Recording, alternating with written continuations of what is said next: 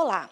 Para termos êxito como professores, oferecendo aos alunos uma formação científica de qualidade, precisamos buscar suporte em uma ciência cujo objetivo fundamental é ocupar-se das estratégias de ensino, das questões práticas relativas à metodologia e das formas de aprendizagem, a didática. Todo o trabalho do professor com os educandos pressupõe uma perspectiva didática clara. É a partir da didática que cada educador seleciona objetivos, organiza atividades, formula critérios de avaliação e determina procedimentos de atuação para cada tipo de situação. Nessa disciplina, iremos aprofundar sobre algumas questões centrais para o trabalho docente, os conceitos teórico-práticos da didática das ciências biológicas, as relações da ciência, tecnologia e sociedade no ensino de biologia, o planejamento e avaliação do trabalho pedagógico, as metodologias de ensino de ciências biológicas, a relação professor-aluno, os critérios de seleção e estratégias para a organização dos conteúdos, o emprego e a análise de livro didático e, por último, as práticas avaliativas no ensino de biologia. Nessa videoaula, iremos complementar os estudos que serão desenvolvidos no caderno da disciplina. Preparado?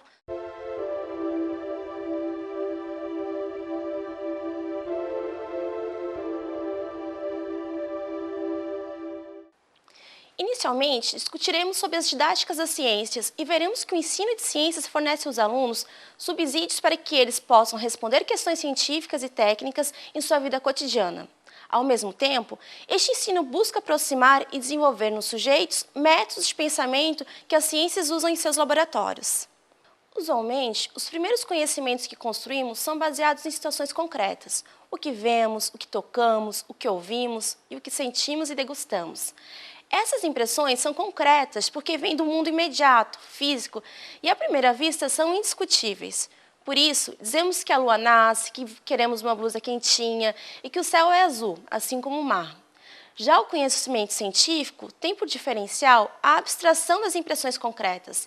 Ele exige uma inversão de perspectiva do modo de interpretar o que os nossos sentidos capturam da realidade. Para que essa inversão aconteça, para que a blusa quentinha se transforme em um bom isolante térmico, é preciso, na maioria das vezes, uma ruptura.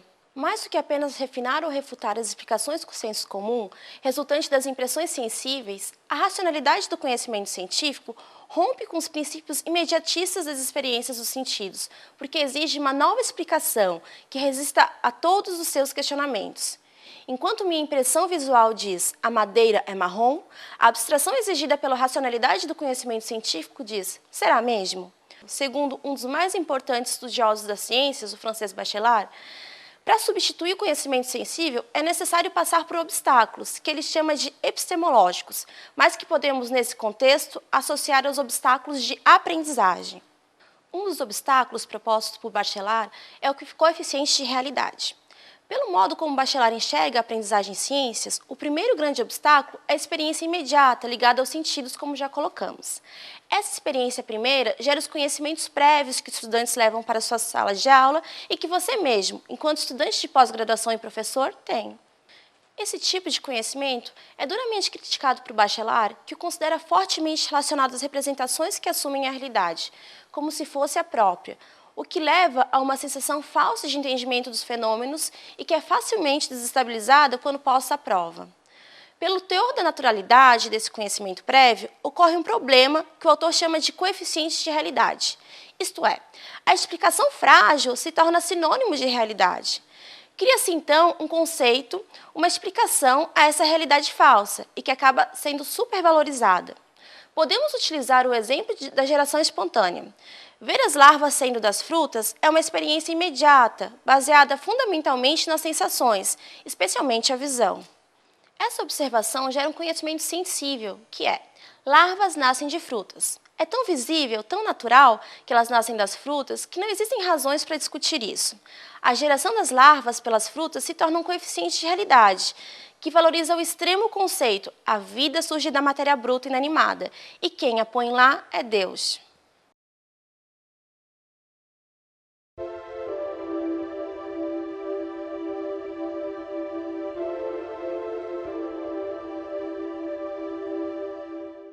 Agora iremos discutir sobre o papel da ciência e da tecnologia e o seu relacionamento com a sociedade.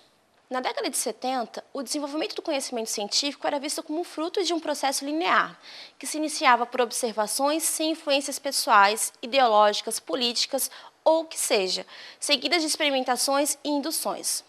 Como consequência, sentida ainda hoje, o ensino de ciências foi marcado como uma postura de que o conhecimento científico não deveria ser questionado e que o saber da ciência é verdadeiro, inegável e revestido de neutralidade. Além disso, acreditava-se que a ciência e a tecnologia eram sinônimos de progresso, crescimento econômico, melhoria de qualidade de vida e redução de pobreza. E o grande problema é que essa visão simplista e ingênua ainda é dominante em nossa sociedade. As relações entre ciência, tecnologia e sociedade podem ser discutidas e até mesmo observadas em reportagens de jornais e revistas, por exemplo, aquelas que trazem as grandes descobertas e contribuições da ciência. Podemos observar as relações CTS também em um documentário brasileiro chamado Nós que Aqui Estamos, por Vós Esperamos, produzido em 1998 e dirigido por Marcelo Massagão. O artefato mostra, através de montagens das imagens produzidas no século XX, o período de contrastes entre um mundo que se envolve as duas grandes guerras mundiais, a banalização da violência e o desenvolvimento tecnológico. Assista um trecho dessa produção.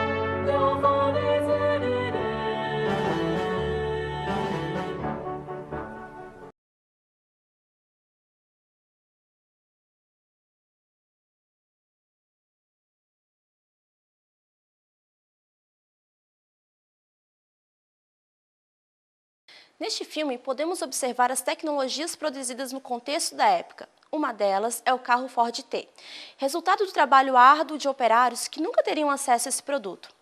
Assim como o material bélico, que dizimou milhares de vidas, mas que foi desenvolvido por cientistas a mando de governos e empresas. Dessa forma, como a ciência e a tecnologia podem ser consideradas neutras e apenas benéficas, como é dito nos livros didáticos de biologia e outros materiais midiáticos?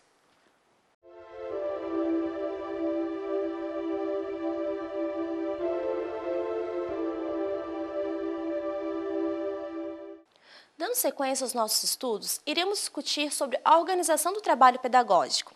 O planejamento é um momento de reflexão das ações do professor e de seus posicionamentos ideológicos, visto que a seleção de conteúdos e o modo como eles serão abordados e administrados depende de como o professor vê a escola, os alunos e o conhecimento.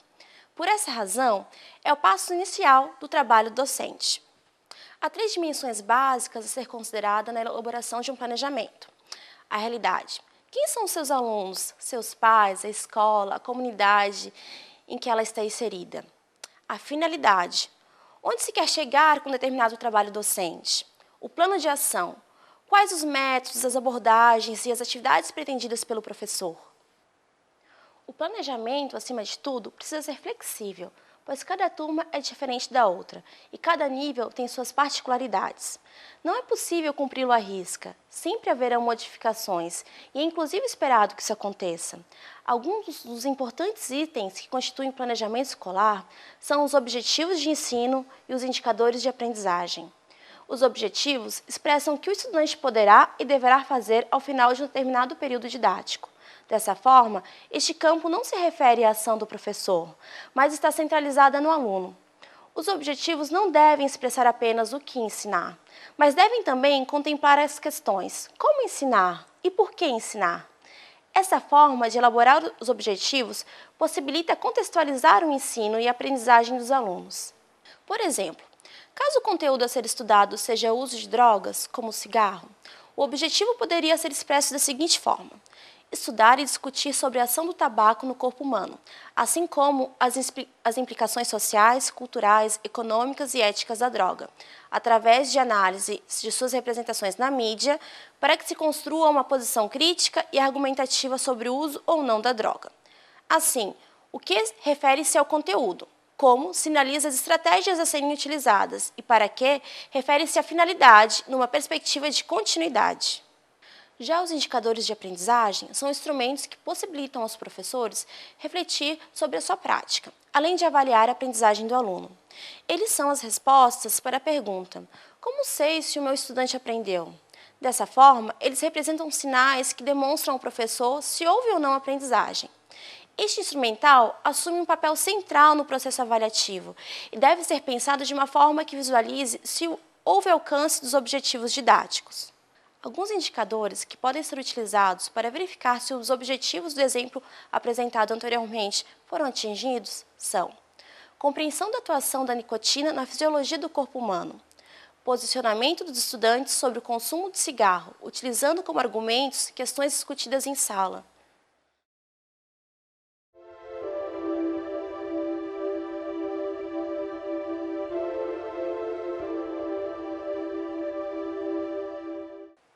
Outro aspecto muito importante que iremos tratar é sobre as metodologias de ensino, que podem ser adotadas no ensino de biologia. Quando falamos em metodologias de ensino, normalmente é esperado que se apresentem métodos prontos específicos de ensino de biologia. Iremos dialogar sobre a aplicação de alguns instrumentais de ensino, mas é essencial compreender que o trabalho pedagógico é complexo e construído por um conjunto, como professores, educandos, equipe pedagógica, mergulhado em contextos culturais socialmente diferenciados, de modo que se torna impossível tratarmos a questão metodológica como mera receita a ser reproduzida em sala de aula. Ao falarmos de educação, dizemos que buscamos que os alunos tenham uma aprendizagem significativa. O que isso exatamente quer dizer? Como a própria denominação sugere, é quando o conteúdo específico tem significado ao estudante. Isso ocorre quando esse conteúdo interage com ideias relevantes que já existem na estrutura cognitiva do indivíduo, ou seja, com os seus conhecimentos prévios. De que modo podemos perceber que houve essa aprendizagem significativa? Basicamente, quando o estudante consegue usar os modelos ou as leis científicas em contextos diferentes daqueles nos quais foram apresentados. Em outras palavras, quando ele aplica o conceito científico em questões novas que ainda não propusemos a ele. Para investigar se houve tal compreensão, podemos utilizar instrumentos que tragam questões e problemas novos, não familiares, que exigem uma transformação do conhecimento adquirido. Algumas dessas atividades podem ser realizadas através da experimentação, por exemplo. Esta é uma atividade prática, cujo objetivo inicial é a observação seguida da demonstração ou da manipulação. Há diversas formas de atividades experimentais. Há a que podemos chamar de clássica, com uso de vidrarias e reagentes, e do tipo simples, que pode ser realizada em qualquer espaço e que requer menos tempo e menos recurso. Por exemplo, em diferentes condições de luminosidade, pedir aos alunos para que observem o tamanho da pupila de um colega, depois estimular discussões sobre o resultado da experiência. Esse tipo de experimento não é mais pobre do que o tipo clássico. Às vezes, é o mais indicado justamente porque pode ser inserido no planejamento das aulas, tornando-as menos teóricas e mais estimulantes. Um terceiro tipo de atividade experimental é o que se pode chamar de redacionista, uma vez que envolve coleta de dados, observação e anotações. Como, por exemplo, a visita dos estudantes em postos de saúde, para que se busquem dados com médicos e enfermeiros a respeito do índice de pacientes com verminose em áreas com diferentes realidades. A atividade de observação também pode ser possibilitada de a saída de campo, que pode ser para o próprio pátio da escola, dependendo dos objetivos. Você pode pedir a uma turma para identificar os insetos presentes na horta da escola, ou na quadra de esportes, ou, se houver disponibilidade, no jardim. Ou, se for possível, até mesmo visitar um parque que apresenta estudos sobre o tema. A aplicação e a produção de entrevistas também pode ser utilizada. Quem entrevista precisa conhecer o assunto abordado, saber quem lerá ou assistirá à entrevista e qual o propósito do trabalho. Em atividades desse tipo, o estudante adquire habilidades de compreender o que está sendo dito e de se aprofundar sobre um tema, aproveitando as respostas dadas. Outra estratégia de ensino é o debate, que desenvolve a argumentação e a capacidade de defender ideias, escutar opiniões, compreender o colega e confrontar seus próprios pontos de vista. É um espaço de refletir sobre um tema. Para que o debate seja produtivo, é preciso pesquisar o tema a fim de poder sustentar suas opiniões.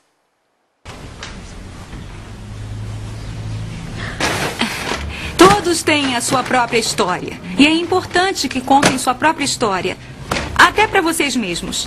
Então, o que vamos fazer é... Nós vamos escrever todo dia nesses diários. Podem escrever sobre o que quiserem. O passado, o presente, o futuro.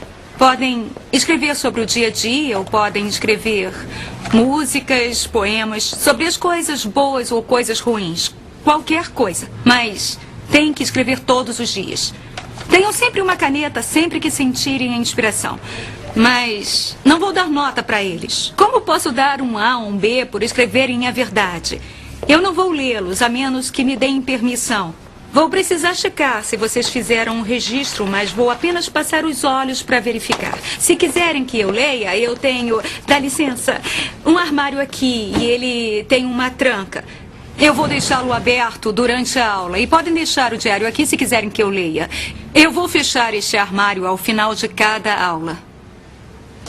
O único problema com esse livro é que ele é sobre um membro de uma gangue e tem violência, então talvez não possam lê-lo como parte do currículo. Por isso, farei o possível para conseguir permissão.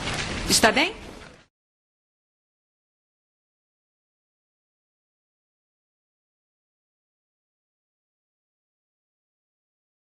Alguns recursos alternativos também são muito interessantes.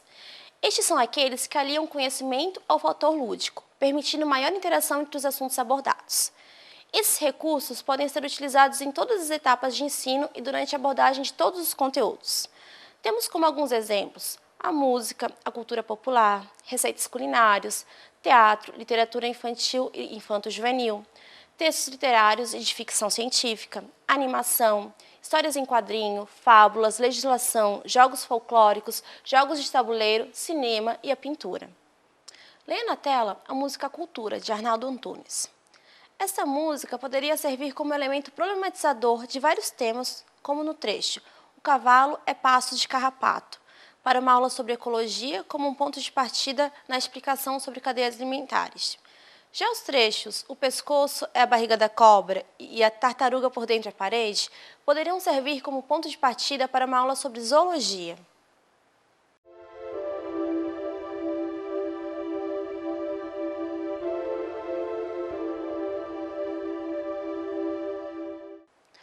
A avaliação como prática pedagógica é entendida como uma parceria entre aluno e professor, não mais como uma ameaça através de classificação entre alunos bons ou maus, cujo castigo maior é a repetência.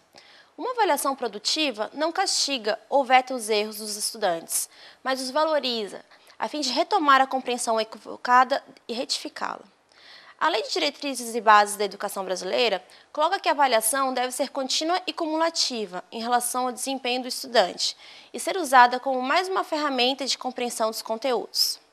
Para que isso ocorra, é preciso, antes de mais nada, uma reformulação conceitual por parte do professor, já que mudar a forma como se avalia implica mudar também a forma como se ensina e como se planeja o processo de ensino.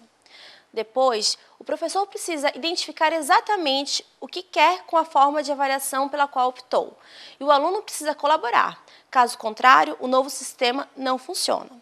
Para haver colaboração do aluno, recomenda-se uma negociação com a classe, onde se expõem os objetivos da avaliação e se discute os critérios, enfatizando a necessidade de colaboração dos estudantes. A avaliação pode ser baseada nos métodos antigos, provas, trabalhos, seminários, porém sob nova perspectiva. É possível criar novas maneiras, mesclar as velhas formas, aplicando-as no decorrer do desenvolvimento do conteúdo, pois o objetivo é verificar como está indo a compreensão dos estudantes.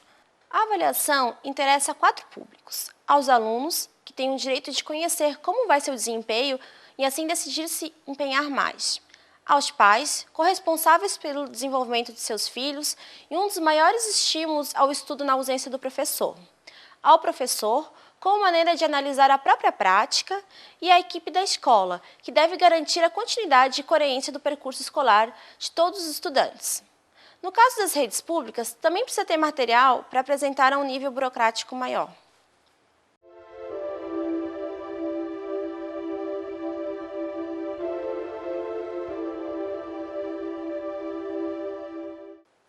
Para finalizar os nossos estudos, iremos refletir sobre o uso do livro didático no ensino de biologia.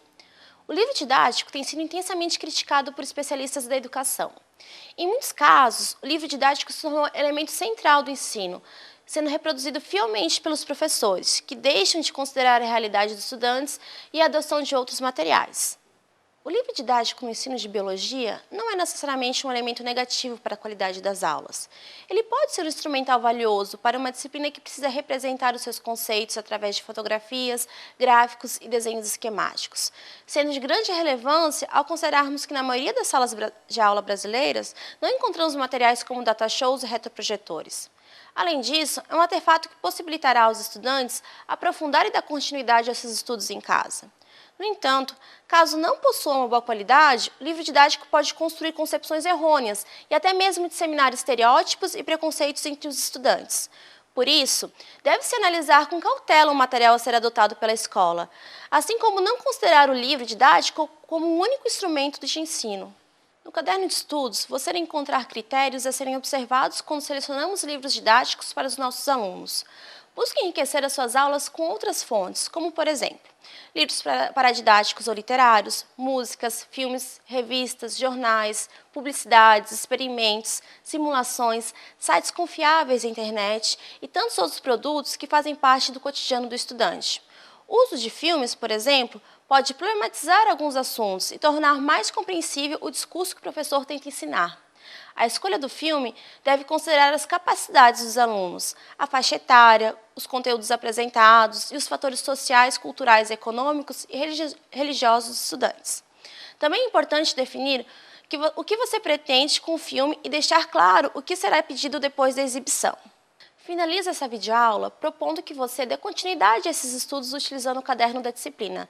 Leia os artigos e faça as atividades recomendadas. Bom trabalho e até logo!